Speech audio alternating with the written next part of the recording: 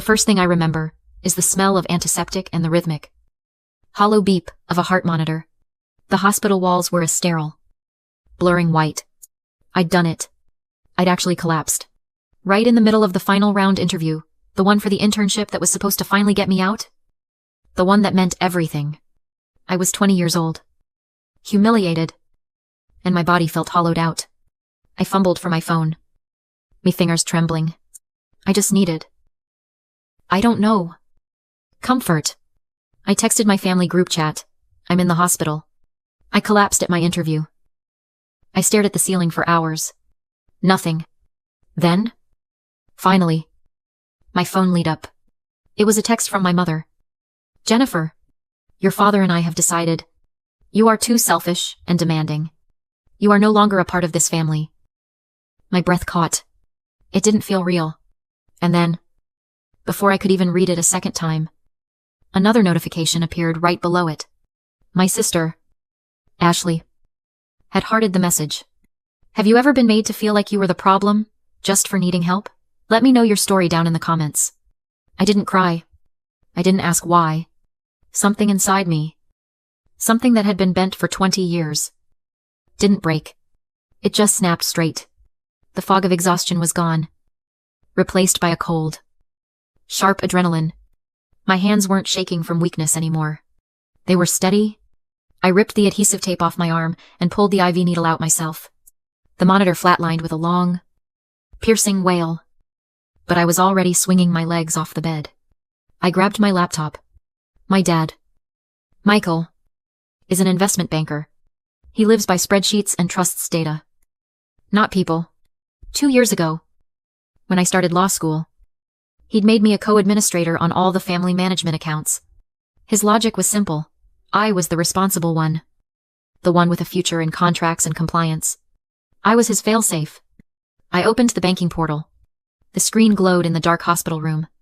And there it was. A log of every transaction. A perfect record of their love. Pending transfer. $10,000. Memo Ashley startup seed money. Scheduled transfer. Next week, $8,000. Memo Ashley Kjira networking.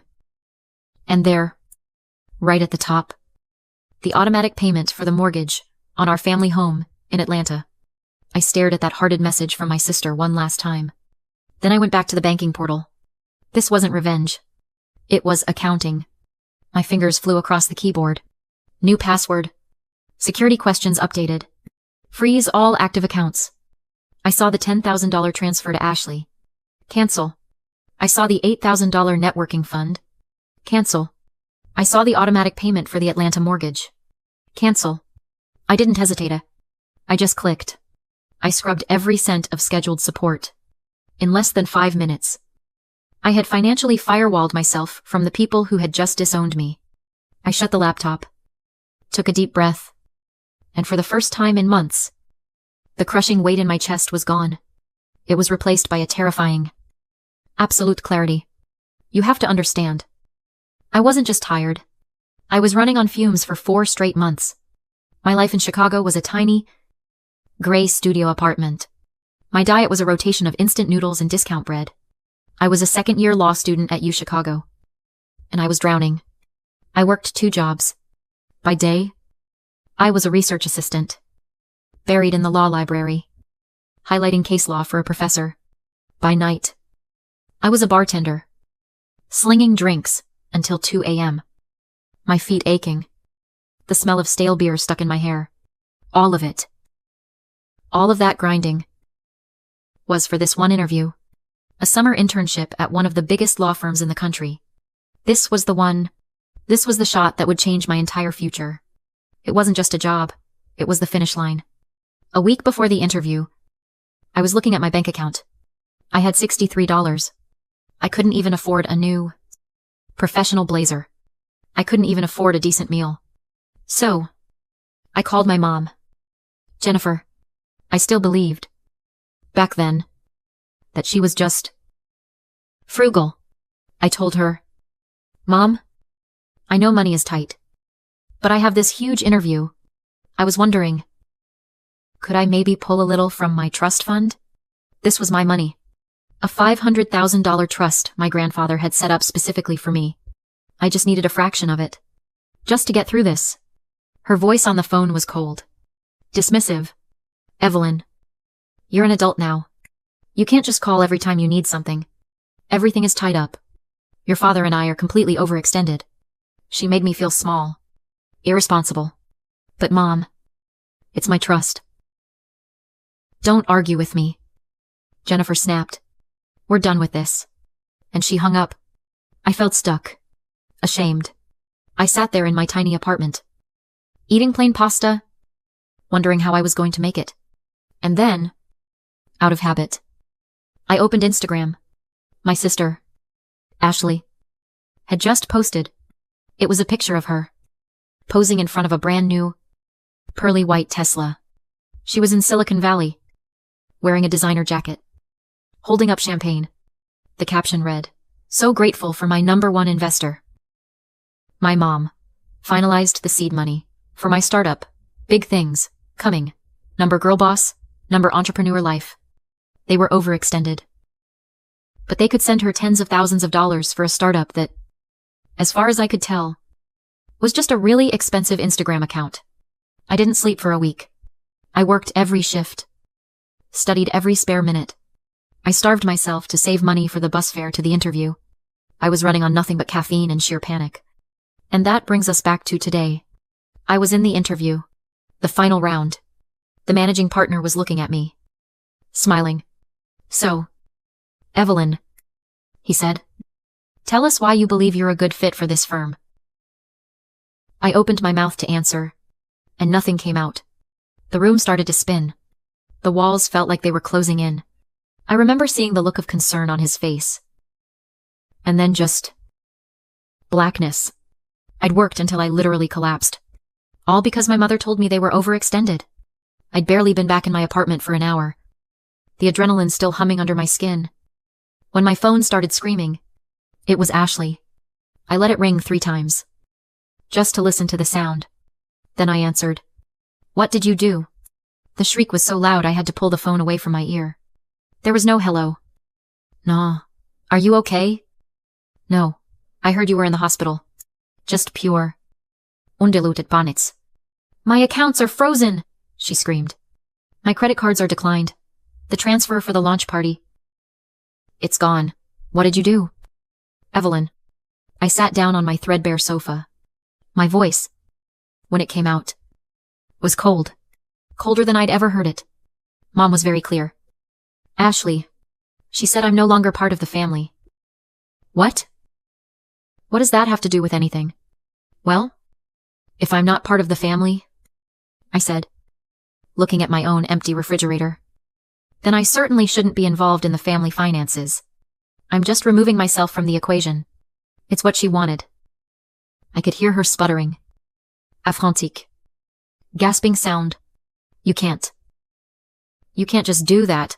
I need that money. My launch party is in 2 days. The caterers. That sounds like a you problem, Ashley. Not a family problem." "You're jealous," she finally shrieked. "You've always been jealous of me." "No," I said. "I was just tired. Goodbye." I hung up. My phone immediately lit up again. "Ashley." I declined. It rang again. "Ashley." Declined. Then, a new text message. From Mom. "I don't know what game you think you're playing, but you have created an absolute mess. You are selfish and destructive. Your father will hear about this when he gets out of his conference." I stared at the words. Selfish. Destructive. The same words they always used. I was selfish for needing help. I was destructive for... what? Stopping them from? Stealing from me? An hour later, my aunt tagged me in a Facebook post. It was from Mom. "It's so sad when children forget all the sacrifices their parents made for them. We gave you everything. And this is the thanks we get. Praying for our family." I read it. And any last lingering flicker of guilt I might have felt just evaporated. They weren't sorry. They weren't even embarrassed. They were just angry. They'd gotten caught. They were angry. Their golden child was inconvenienced, and their scapegoat had finally stopped bleeding. I looked at the text message from my mom again. Your father will hear about this. Good. I whispered to the empty room. I hope he does. I was done waiting for them to react. It was time to get ahead of it. That Facebook post? With my mom playing the martyr? Settled it. This wasn't a mess I'd created. This was a pattern of behavior. A systematic siphoning. This wasn't a family drama anymore. This was a legal case. My hands were steady. I wasn't a daughter. I was a law student. And I was going to treat this exactly like a case. I didn't call my dad again. Not yet. I called Professor Davies. She's my faculty advisor. A senior partner at a major Chicago firm. And the one who had set up the internship I'd fainted at? Her voice was sharp. Professional. Evelyn. I heard what happened at the interview. Are you all right? I'm fine. Professor? I said. My voice as flat, and even as hers. But I have a situation. I need a lawyer. A serious one. I believe my mother, who is also my financial administrator, has been committing fraud. There was no shock in her voice. No judgment. Just a brief pause. I know exactly who you need to call, she said. He's the best forensic accountant in the state. And I'm connecting you with a family law attorney who eats people like this for breakfast. Check your email. Now. 2 hours later, I was sitting in a glass-walled conference room high above the Chicago River. The air smelled like quiet power. The lawyer, a man named Harrison, listened intently as I laid out the facts. I didn't cry. I didn't yell. I just presented the evidence, the frozen banking portal, the transfer logs to Ashley, my mom's texts, my empty bank account. When I finished, he leaned back in his chair. Ms. Hale, he said. Just to be clear, you are authorizing us to perform a full forensic audit on every account tied to your name, your father's name, and this family trust. I slid my laptop, still open, to the banking portal. Across the mahogany table. I want a full accounting. Every dollar. Every transfer. For the last 5 years. I wasn't just stopping future payments. I was launching a full-scale investigation into the past. He slid the retainer agreement in front of me. I signed my name. Evelyn Hale. Without a tremor. As I rode the elevator down, I finally took out my phone. My dad? Michael. Would be out of his conference soon. I sent him a single, clear text. Dad. I've retained legal counsel and authorized a full forensic audit of the family accounts and the trust. There are massive discrepancies. Please call me as soon as you land. I put the phone in my pocket. I wasn't the broke, collapsing student anymore. I was a client, and I was finally going to get some answers. It took 3 days. 3 days of absolute, deafening silence from my family. Then, Harrison, the lawyer, called. Evelyn, he said. His voice clipped. The preliminary audit is complete. I've also just spoken with your father. He's flying in. We need to meet. Tomorrow. My office. 10 I walked into that conference room. And my dad, Michael, was already there. He was sitting at the head of the long, mahogany table, staring out the window. His suit immaculate. He looked pale. Rigid. He just nodded at me. His jaw tight. Harrison didn't waste time on pleasantries. He opened a thick, red binder and slid copies to both of us. Thank you for coming in, Mr. Hale. I'll be blunt. What we found is extensive. He started with what we already knew. The $10,000 monthly transfers to Ashley. The $8,000 networking bonuses. He confirmed my sister's startup was a shell. We can find no business license. Mr. Hale. No revenue statements. No inventory. No incorporation. As far as we can tell, the business does not exist beyond an Instagram account. My dad's face went from pale to ashen. He was an investment banker. A shell company set up to launder family money. He understood exactly what that meant. That, Harrison continued, turning a page, was just the surface. Evelyn, you asked your mother about your trust fund? She said it was tied up. I said, That was a lie, Harrison said flatly. It wasn't tied up. It's gone. Every dollar of the $500,000. Transferred over the last 18 months. In increments small enough to avoid automatic bank flags. Directly into Ms. Ashley's startup account. I felt the air leave my lungs. $500,000. My entire future. Stolen. My dad put his hand over his mouth. His eyes closed. I could see the numbers clicking behind his eyelids. But that, Harrison said, his voice dropping, isn't why I called you both in. He turned to the last page in the binder. It was a document. A loan agreement. When the trust fund ran dry 2 months ago. Your mother, Jennifer, appears to have gotten desperate. She took out a second mortgage on your primary residence in Atlanta. My dad's head snapped up. What? That's impossible. I'd have to sign. Harrison slid the paper in front of him. She applied for $200,000. The loan was approved.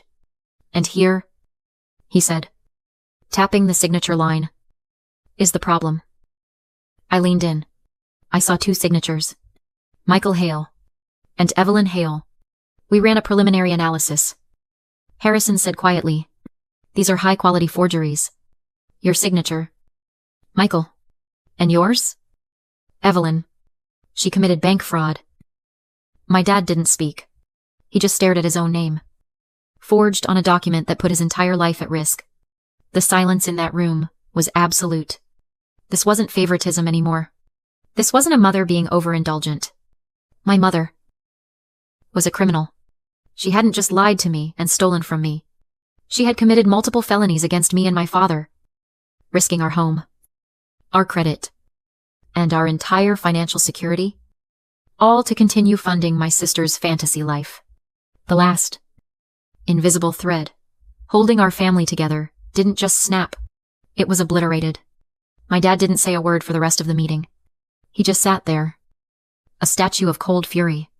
When it was over, he stood up, adjusted his cuffs, and walked out without a single glance at my mother, who had shown up uninvited, weeping in the hallway. He flew back to Atlanta that night. He didn't go home. He went straight to his own lawyer. By 9 a.m. the next morning, Jennifer had been served with divorce papers. My dad, the agent of justice, didn't hesitate. He filed for an emergency freeze on all joint assets. He cut off every credit card, every joint account, every line of credit. The empire my mother had built on my father's money and my stolen future crumbled in less than 24 hours. That was 3 weeks ago. 3 weeks of the loudest silence I'd ever heard. And then, last night, there was a knock on my apartment door. I opened it, and I almost didn't recognize her. It was Jennifer. She looked small. Her expensive hair was a mess. Her eyes were red-rimmed and hollow, and the designer coat she was wearing was rumpled, like she'd slept in it. The aura of smug superiority that she used to wear like a perfume was gone. Evelyn, she whispered, her voice raspy. Please, you have to stop this. You have to call them off. I just stood there, my hand on the doorknob. Michael. Your father? He's divorcing me, she sobbed, as if this was news to me. He's taking everything.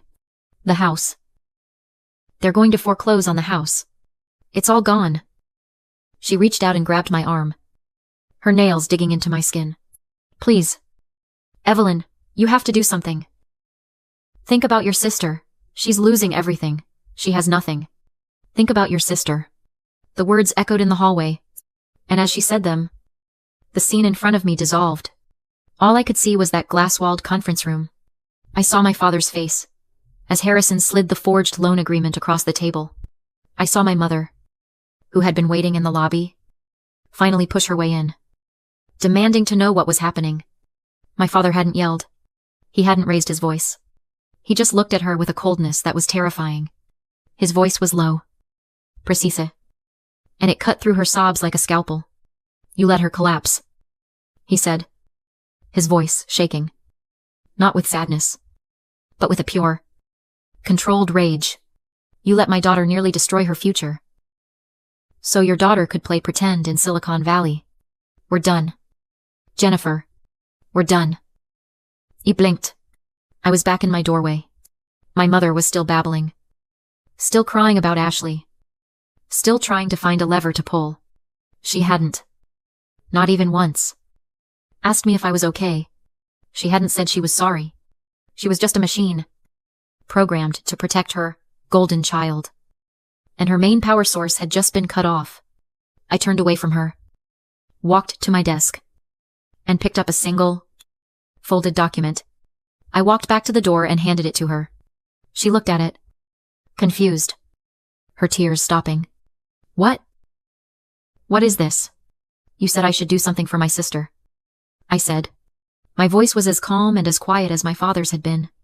That is a copy of the formal criminal complaint for bank fraud and aggravated forgery that I filed with the district attorney's office this morning. I already did. Her face went completely white. She stared at the paper. Her mouth opening and closing. But no sound came out. Goodbye. Jennifer. I closed the door. It's been a year. The divorce is final. The dust has finally settled. Jennifer pled guilty to 2 counts of aggravated fraud. Given her lack of a prior record, the judge was lenient. No jail time, but she got 5 years of probation and intensive court-mandated therapy. The grand Atlanta house, the monument to their marriage, was sold at auction. Every last cent of the equity was liquidated to pay back the $200,000 fraudulent loan. And to begin the long process of repaying my $500,000 trust. As for Ashley, the startup vanished in a puff of smoke. The Tesla was repossessed. The luxury Silicon Valley apartment was lost. She works as a bartender now. In a dive bar. It turns out reality was the one bill my mother could no longer pay for her. My dad, Michael, and I were closer than we've ever been. He moved into a sleek condo in downtown Atlanta. He calls me every Tuesday and Friday. Just to check in. And that internship I collapsed at, I got a real one. He made a call. And I spent the entire summer in the general counsel's office at his investment bank. We were having dinner last week. In a restaurant high above Chicago. Overlooking the river. He's been in his own therapy. Trying to unwind the 20 years of lies he'd lived with. He stared into his glass for a moment. You know, he said quietly. The therapists. They explained it. Jennifer's. She saw Ashley as an extension of herself. Her second chance. He talked about my mother's old, failed ambitions as a gallery curator. Ashley was her masterpiece. The one she could pour everything into. The one who would finally make her a success. And she saw you. Your independence. Your grades. The fact that you were practical. Like me. She saw it as a judgment. A threat. He finally looked up.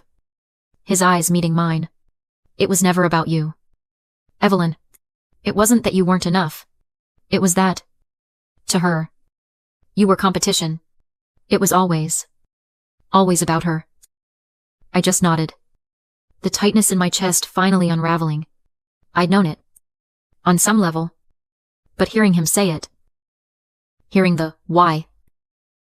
It set something free. I get that now. I said. And my voice was thick. The real pain. It wasn't just being hungry. Dad. It wasn't even fainting at the interview. I had to take a breath. It was knowing that while I was in my apartment, counting pennies to buy instant noodles, she was sending Ashley $10,000. It wasn't that she couldn't help me. It's that she saw my suffering. And she looked right at it. And she decided I wasn't worth it. My dad didn't hesitate. He reached across the table and put his hand over mine. His grip firm. You, he said. His voice absolute. Are worth everything. Tonight, I'm sitting in my own apartment. It's a new one. It's safe. It has a view of the city. I opened my laptop and logged into my bank account. My new, personal bank account. The numbers are healthy. The balance is secure. It's all mine. I closed the laptop. I looked out the window at the Chicago skyline. All the lights twinkling in the